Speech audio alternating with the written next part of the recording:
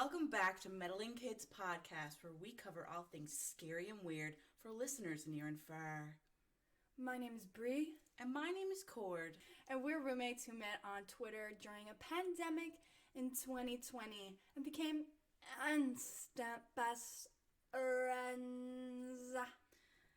If you guys are listening to us right now, we just want to add that we're actually recording this on video. Yeah, so come check us out on YouTube, girls. Due to the fact that you will be seeing us on video, and this is a Halloween special, we have decided to slip into something more comfortable, not a coma, but a costume. Okay, be right back. Ow! I am the little lad. I'm a nun. So, guys, back to our Halloween special.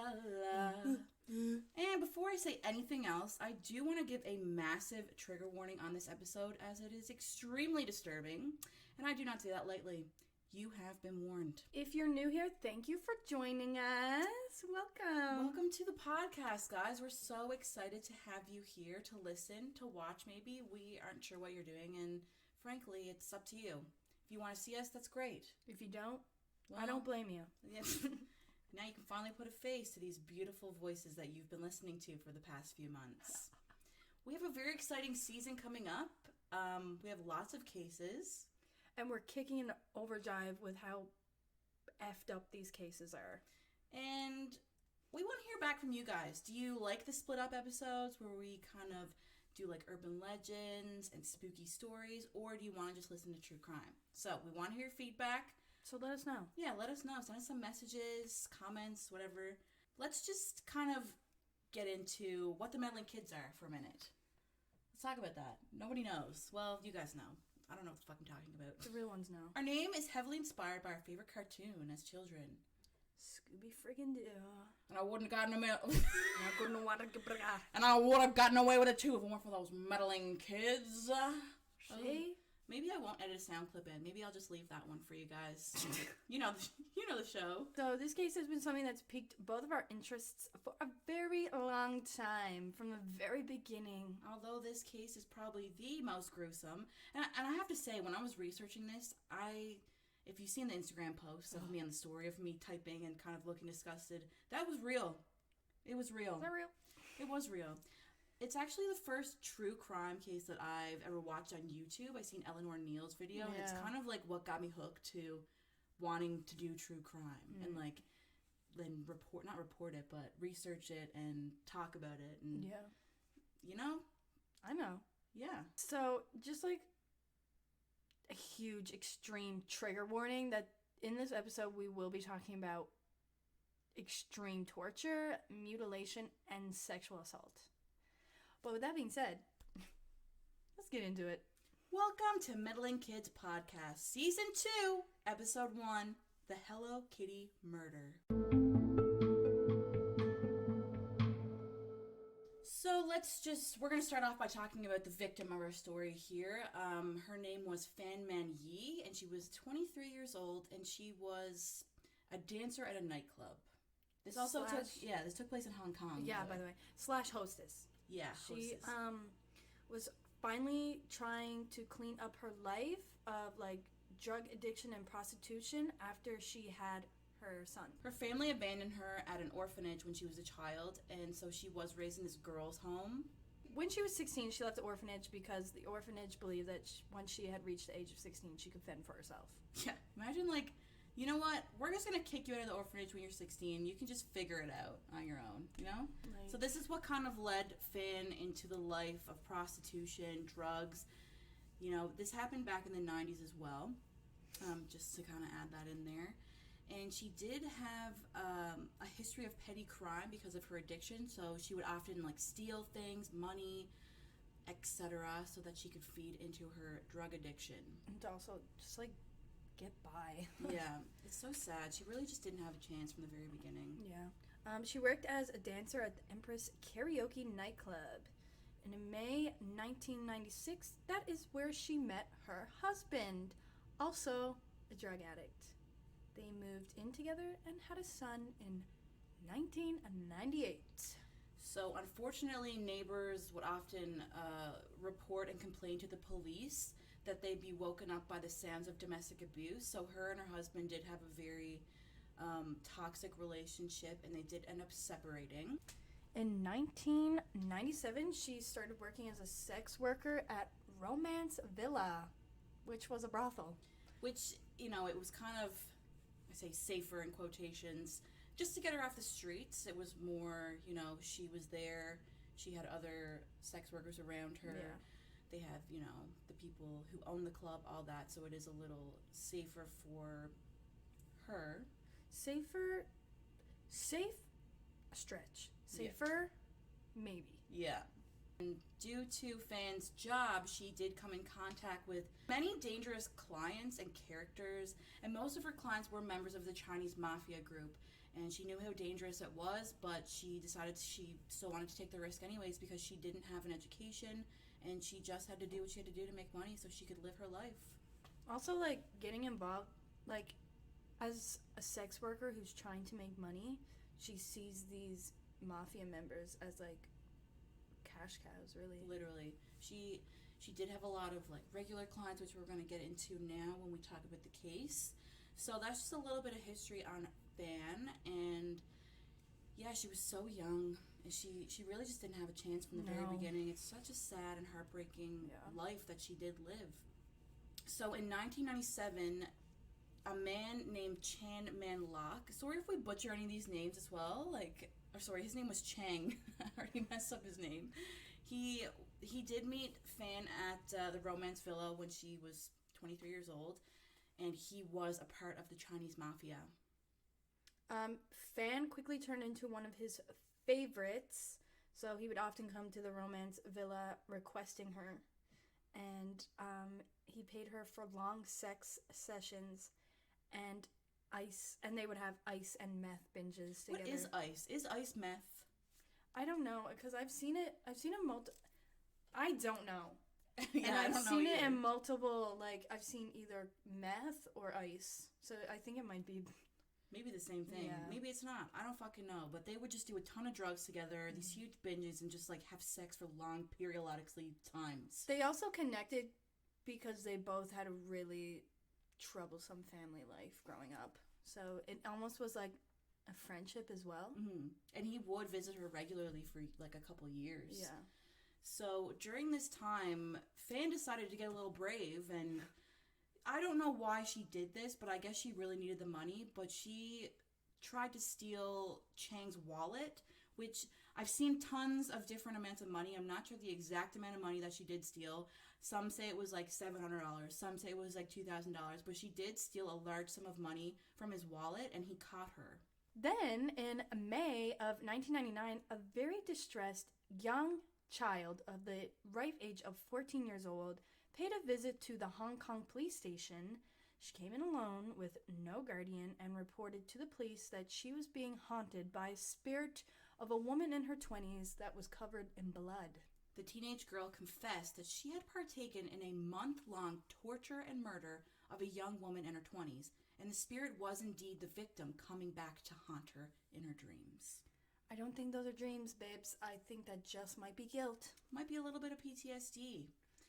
But obviously, when she first came to the police station, they kind of didn't take her seriously. Yeah, like, what are you supposed to do? Arrest a ghost?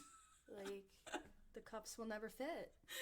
So she went on to confess that she was only 13 years old when she did partake in the murders, and she was not alone during this. The girl then told police that she was the youngest and the only female that was a part of the group, and all the others were men above their 20s, and all a part of the Chinese mafia filled with rich and powerful men. She proceeded to confess to the police that the men did this to the woman, and she would just occasionally join in. She was probably scared, honestly. Let's just assess that situation for a second. 13 years old, the only female, Hanging out with a bunch of mafia men. in their 20s. The mafia boys. The MBs. Like, what? Why? Why, babes? Well, she did get dragged into this situation because one of the older men was her boyfriend. Who was what? 34 years old. Thank you. So she was probably, I got a feeling this could have been like, she might have been pulled into maybe some sex trafficking, some sort of sex work. It's probably some sort of same situation as Fan, where she might have been in an orphanage as well, and just kind of got wrapped up in, obviously, with the wrong people. Yeah.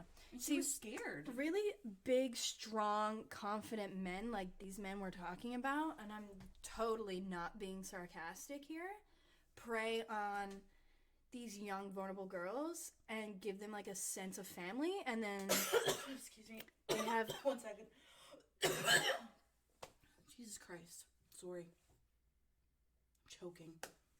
I'm alright. Do you want to hit the vape? No. Okay. Yeah, anyways, they prey on these young girls, and, like, these girls just, like, are looking for somewhere to belong and end up doing stupid things. Mm-hmm. She just probably needed just a literal roof over her head. Truly. And that's what happened, and she just got dragged in with the MBs. MBs, yep. So, March 17th, 1999. 2 triad members, so Chinese Mafia, the MBs. 27-year-old Liang Xing Chao and 21-year-old Liang Wei Lun. Sorry, I really just can't say these names. I'm so sorry. I'm not trying to be offensive. No, it's okay. Okay, thanks.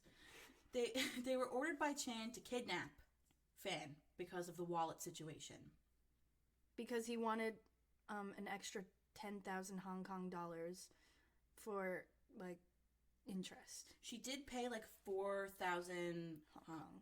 I'm not sure if it was the 10,000 US. I don't know the conversion. I know, it's confusing. Who fucking knows? She gave the 4,000 Hong Kong dollars back to him immediately. Up front, she was. But he was so pissed that I guess essentially she broke that trust with him, that he wanted another 10,000 Hong Kong dollars for interest, which obviously she could not come up with quick enough for his agenda. So the 3 men grabbed Fan and they drove her to a property belonging to the Mafia group, and they put her in an old, run-down, unfurnished, dark apartment. But it actually was furnished with Hello Kitty memorabilia. There was like Hello Kitty bed sheets and curtains and merch pillows and toys. But it was dirty and disgusting there, and just... And belonged to a Chinese mafia. Picture like a frat house times 1 million, but just full of Hello Kitty merch for whatever reason. God. So the way that they wanted her to pay her debts off is by making her prostitute herself out to people and taking all the money that she makes and using it to pay off her debts. So they basically just made a brothel that just included Fan. The first night, when everyone was collected at the apartment, everyone was high on meth, and they just decided that it was time to beat and rape this poor woman until she was unconscious. The men would use broken metal pipes, kitchen utensils, and bits and pieces of furniture to beat her. The beatings and the rape became routine, and every day Fan would be beaten and raped by these 3 men just over and over constantly. After a while, she was so brutally beaten that she was no longer to provide the services that she was using to pay her debts, and no men found her attractive enough anymore because they thought she was so badly beaten. Yeah, they just didn't want to pay her for sex anymore because she just looked horrible. It's disgusting. She was just so beaten so brutally. This is where we get into the torture part, guys. This was really hard to research. It's going to be really disturbing to talk about. So just, bear with us. If you don't want to listen to this part, I suggest skipping ahead. It's going to get really gross at this point. So let's just get into this. Yeah. So they tied her up and they took off her shoes, melted plastic straws with little lighters, and then they took the straws and like pushed them onto the bottoms of her feet so that they would blister and burn her feet. And they did this for several hours before becoming bored with the straws.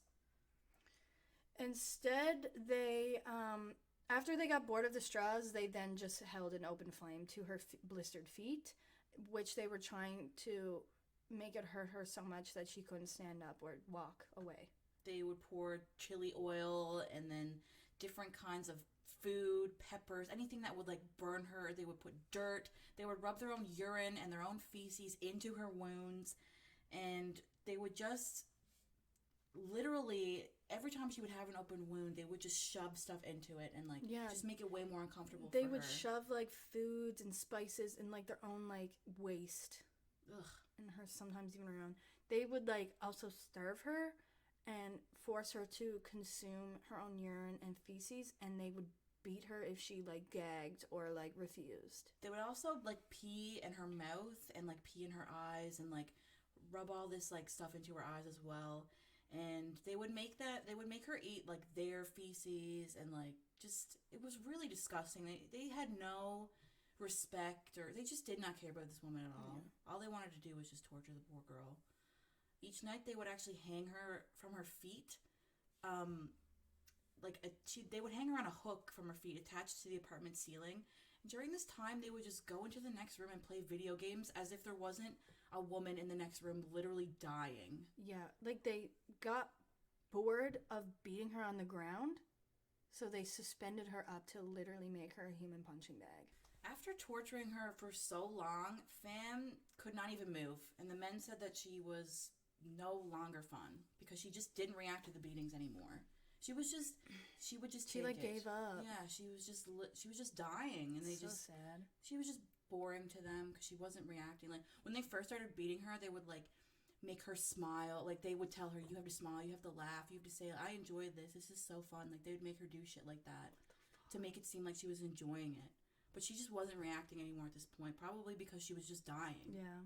On April 15th, the 3 men and the 13-year-old girlfriend went out to, like, go get some food. Like, they left the house. Usually they would lock Fen in the bathroom to make it harder for her to escape, like she had any strength to leave. But they would lock her up. They stayed out for hours this time, but when they came back, that was when Chang Man-lok's 13-year-old girlfriend went to use the bathroom and found Fan Man-yi dead in the bathtub.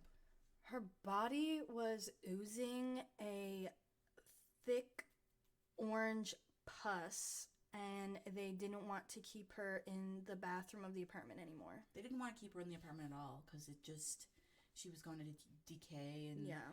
And he literally looked at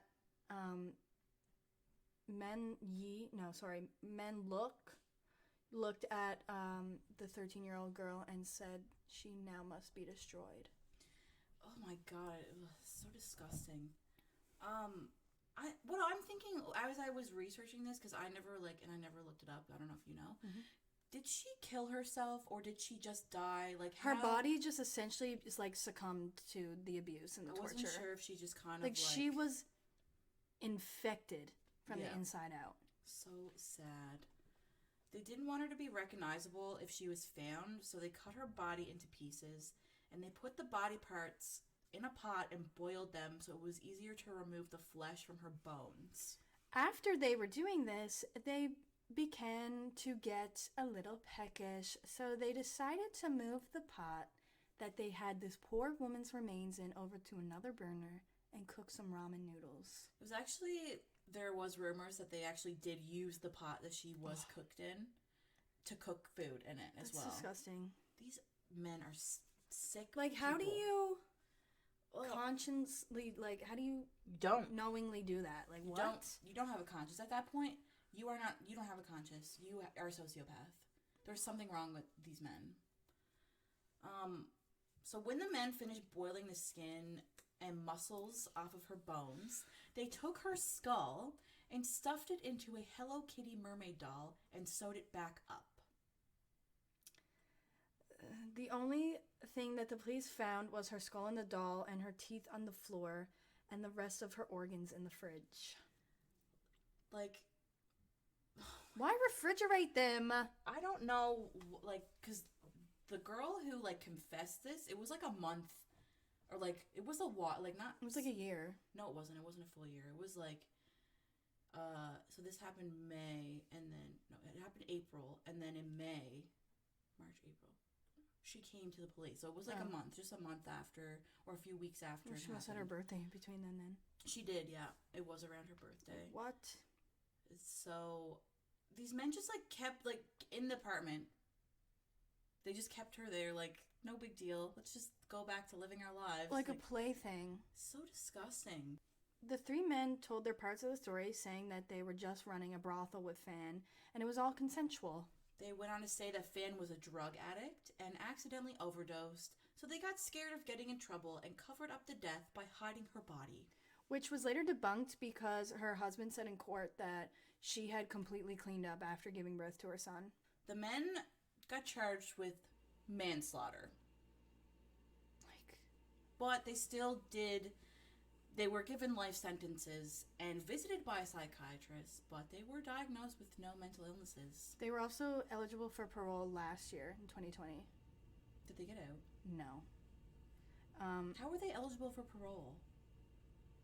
I would love to know. I don't understand. Okay, you're going to get a life sentence, but you're eligible for parole. Like, they literally tortured a woman, chopped her up, and shoved her in a Hello Kitty doll. Like, what? Life sentence. They should have been death penalty. Death to them all. Yeah, they were just sociopaths with no emotions. Yeah, that's what was said.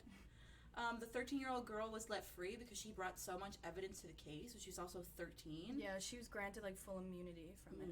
I'm just hoping she went in some sort of witness protection or something. And yeah. Can you imagine like that's gonna weigh on her for the rest of her life, like that she was involved with this.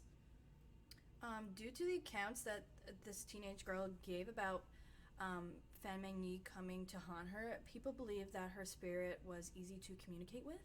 The apartment building where Fan had been murdered became a meeting place for people who believed they could contact her spirit. I understand you want to connect with this ghost, but you're going to an apartment where a woman was literally tortured to death. Like, maybe just use the Ouija board at home. I don't know, man. I just feel like it's... I guess maybe it was like a very high-profile case, very highly publicized. I can't fucking say it. You know what I'm trying to say. Yeah, I know, agree. Public. Right. It's a very public case. Public. But at first, the mediums, the psychics, the people who wanted to communicate with Fan's spirit was all very innocent, but it became toxic when people just started to do some really questionable, weird things there. Yeah, I just don't eat. I don't want to know. Yeah. I just don't want to know. In 2012, the apartment building was demolished and rebuilt into a hotel in 2016. Maybe we should book a room there sometime. I'm good. You know what? I am too. I don't know why I said that. Yeah, I don't know either. So that's the facts of this case. That is the timeline, the history, and I'm sure out of all the research we did, there is way more to it than just the torture that we've seen there. Like, there's definitely a lot more that just wasn't released to the media. Well, this is all from the 13-year-old or the story, the 14-year-old girl that came forward. This is all from her point of view. This is what she's seen. Probably so much more went on. Yeah, when she wasn't around. And for a full month, like, poor Fan was just tortured and raped and beaten, and like for a full month, like she survived that. Can you imagine? Like, ugh. How are you about to torture someone in a house full of Hello Kitty? I don't know. Like, what I don't understand is this apartment building, it was a vacant building, so it was just like, what the fuck? I guess the Chinese mafia was just living there. They probably owned it. They probably did, but like, they have a lot of money. Why the fuck are they living in this rundown apartment vacant? It's just gross. Yeah, but is the money theirs? Well, maybe they didn't actually live there. They probably just had it there so they... It's probably their, trap house. Do you think that they did it to other people before Fan? Do you think that this is just the one that they got caught with? It was probably... The girlfriend was probably new to the scene. Like, there was probably so much more that was done, but she just wasn't around to see. I still don't know who owned all the Hello Kitty paraphernalia. Yeah, like... Like, why was it in there? That is so weird. Like... Truly, like... I'll never look at Hello Kitty the same. Imagine, I know. Can you imagine how... Every time I see, like when clothing brands and, like, makeups, like, do collabs, I'm like, ugh. Yeah, I know. It feels bad for Hello Kitty. Like, she's just living her life. She didn't ask for this. She did not ask for a dead woman's body to be stuffed inside of her. Yeah. In all serious, though, like, when we do cases like this, we do try to put a little bit of humor into it just to make it easier for us.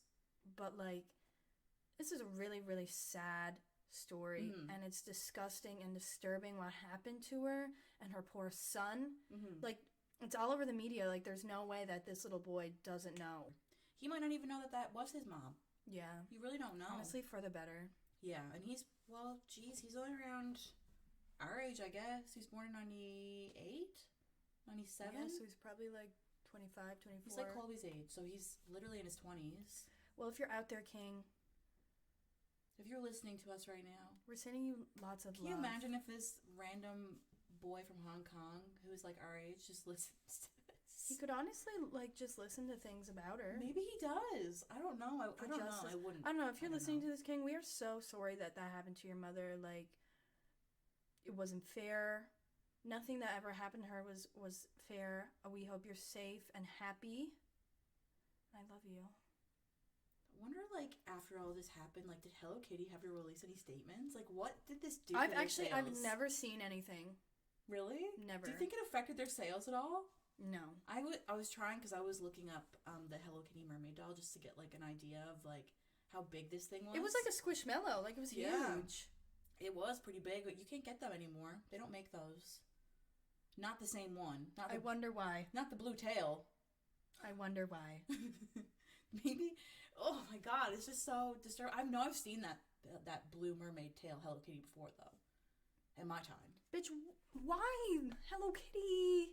I know. What? Like, why? The innocence of that doll is just now ripped. I know. I can't look at her the same. I'm so sorry, Hello Kitty. So sorry, Madam Kitty. But you're done. You're done. So that's basically all we have for the case today. There's not much to discuss. It's a pretty straightforward case. Yeah. It's cut and dry. Ugh. I'm sorry. I didn't mean it like that. We have a lot of very exciting things coming up for you guys. Yes, we do. We can't really get into it right now at this moment in time. We hopefully, maybe if we can by the end of the week, maybe we can edit it in. Yeah. But if not, you'll just have to wait and say. We are so excited. We're working on a really cool project with a lot of really cool people who we love dearly already. A lot of people. And they're really freaking cool, and especially Becky. And I fucking love you, Wes. And Fabian, too. Fabian, you're crazy. And Amy, Fabian's wife. And Amy, yeah, she's a hoot. She's a fucking queen. And Chrissy, we love you. Hi, Chrissy, if you're listening to this. Hey. Everyone's like, who the fuck are these? We'll see you on Thursday. Well, they'll know. They know. Fogfest. Woo. Actually, this is going to come out after Fogfest. Yeah, but Fogfest was lit. Yeah, Fogfest was so fucking cool. It's on Thursday. It's Monday right now. But happy fucking Halloween, motherfucker. Yeah, happy Halloween, guys. Ow, ow, ow, ow. Spooky skeleton shivers down my spine. Oh, that was... Get into it, y'all. That was great. So, anyways, we're just going to wrap this up here now, guys. If you want to follow us on our Instagram, it is Meddling Kids Podcast. Also, YouTube, check us out. You'll see us. We're live in the flesh right now. Yeah, we got our YouTube up where you can see us and our reactions. And our costumes. And we also have a TikTok, our Meddling Kids TikTok. If you're wondering why the Meddling Kids TikTok has so many followers, it's because everyone loves us and we're really good at what we do. Videos yet. It was actually an account I made 2 years ago. It has been The Shed, it has been The IPOS, and it is now currently the Meddling Kid Podcast. So go show it some love. Sow it some love. Go sow it some love, girl. Go show it some love. Show it. I can't. Not on this camera. Oh my god. Go show it some... Go show it some love. Be safe on Halloween. Don't eat any pixie sticks your dad gives you. We might have to do a case. We might have to do an episode on that case, so stay tuned for that one. If you guys have any requests, our DMs are always open. So are our legs. Cut that out. Oh my god. Our DMs are always open. We love hearing feedback from you guys. We're also really appreciative of how patient you guys have been with us. Because we took a little bit of a hiatus. We had to get some shit together, man. Yeah. One other thing I wanted to add too is because I noticed this when I was fucking around with the app that we use to upload the podcast on. People can send us voice messages, so we had received a voice message from someone. No way. So that was really cool. What did it say? I'll add it in here at this clip.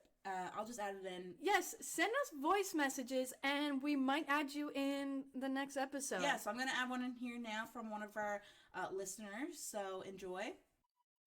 I'm literally sitting here dying laughing as my child, 2-year-old, is watching Blippi, but I'm listening to you guys instead, and I'm dying laughing at the fact that the girl had to tell you that her neighbor was a diddler. You guys literally have the same freaking personality as me, and I'm dead. Just had to say that. Love you guys. Bye. All right. So that's it for today's episode. Yeah, thank you very much for your voice memo, baby. That's it. We'll be tagging.